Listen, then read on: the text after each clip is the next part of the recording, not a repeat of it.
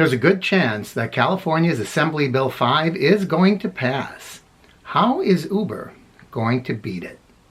Let's talk about it.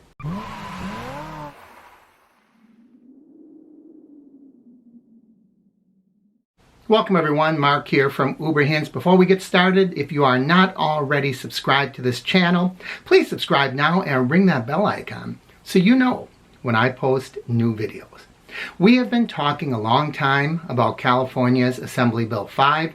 That is the bill that's going to try to clarify whether someone is an independent contractor or an employee. In this new gig economy world, we tend to be independent contractors. But as you know, there's been an argument going back and forth that no, in the case of rideshare, that might not be the case. Now, I don't know how many of you actually read Assembly Bill 5. I've read it several times. I'm trying to make sense of it. And it all boils down, of course, to the ABC test, which we've all heard so much about. Now, there are exceptions that are written right into the bill. Things like hairdressers and realtors. But the thing that is not accepted are rideshare drivers. So let's look at the ABC test and see how is Uber going to beat it? Well, I'm making a rash assumption, a couple of them. First of all, I'm assuming AB5 is going to pass. Then I'm assuming that Uber is going to want to fight it. So let's look at both of those assumptions. All indications kind of lean towards passage of the bill. So let's just assume that we are moving forward and either the bill is going to pass or you're watching this now and the bill has already passed. How is Uber going to fight it, or are they? I mean, it's quite possible Uber is going to say, oh, good Lord, you mean we have been misclassifying our drivers all this time? So sorry. Let's change things right away. How many of you think that's going to happen? Yeah, not too many of you. Me either. What's more likely to happen is Uber is going to fight this tooth and nail. And they are going to argue each of the three ABC points. So let's take a look at them.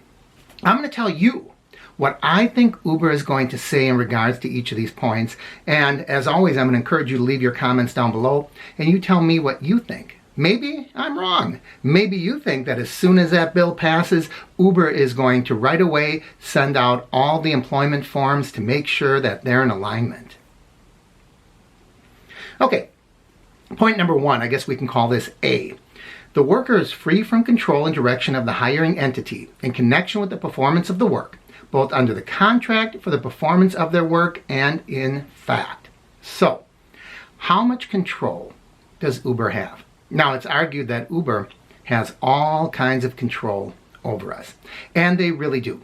They control the rides. We don't even know where we're going ahead of time. They control how much money we make. Most independent contractors can lay out their offer, their contract ahead of time, and see if the company accepts that or not. If I just had a plumber over to my house the other day. I didn't tell him what I was going to pay. He told me, and it was my option to accept or reject that contract. We never have that opportunity. They can tell us when we turn the app on and off. For example, we've been talking about the ways that drivers try to control surges, which I think is kind of ridiculous. But regardless, they claim that, if we turn the app off at certain times, that would be grounds for dismissal. I guess you can't dismiss someone's independent contractor, right? But they boot you off the platform. So what's Uber's argument? Well, Uber says that we have complete control mostly because we drive our own vehicles. That really is a big one.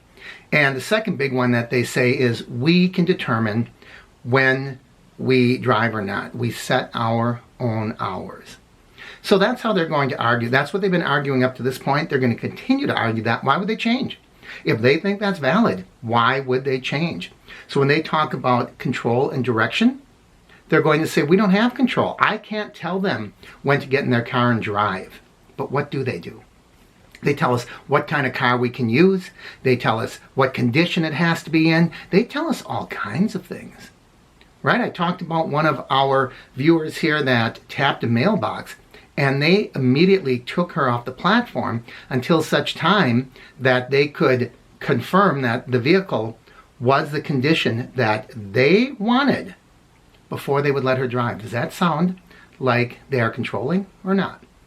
But that's what they're going to use. They're going to say our own vehicles, and we determine when we work. Now, let's look at the B, or number 2.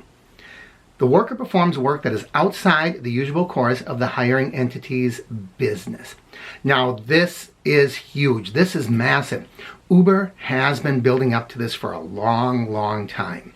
We, of course, say, of course, driving is their primary business. Getting people from A to B, that is what Uber is. It's almost become a part of our lexicon. Now, let's call an Uber. I'm going to Uber over. Right? We start using those things both as nouns and verbs. That's how much ingrained Uber is into our culture.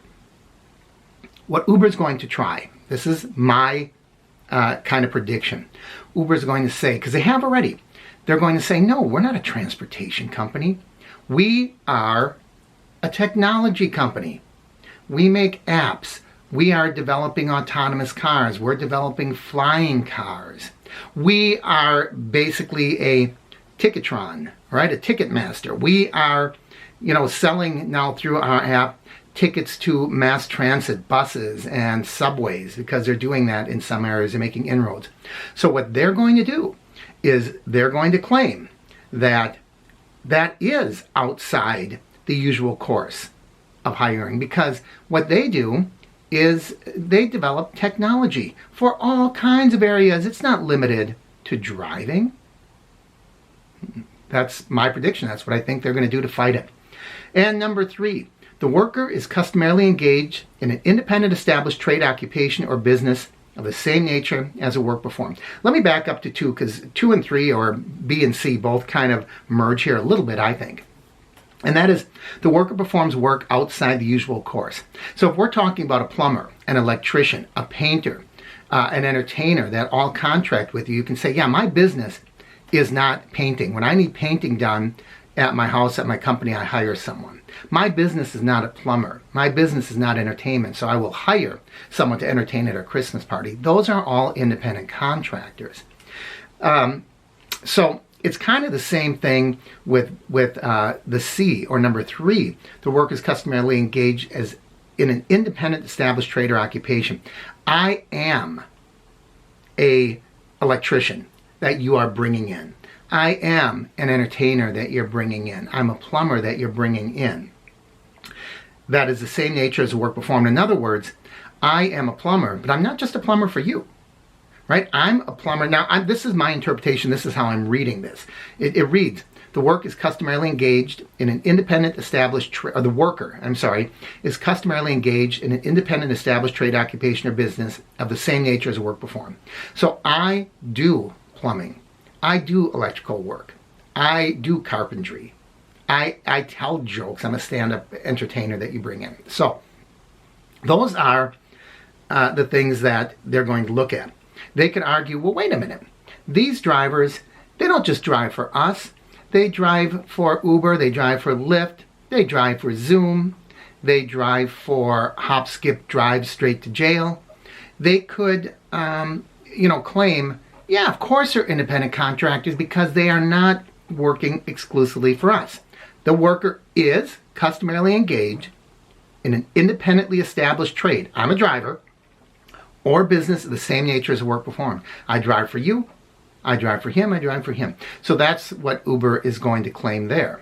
Because it's true, a lot of us do work on a lot of different platforms. We, do different delivery services as far as food. Now, I really don't know. This is my interpretation. I don't know if exclusivity necessarily is something they can hang their hat on either, because I could work at McDonald's for 20 hours a week, and then I could work at Burger King for 20 hours a week. And you could say, well, yeah, he's an independent contractor because he flips burgers at 2 different places, but I don't think that would fly.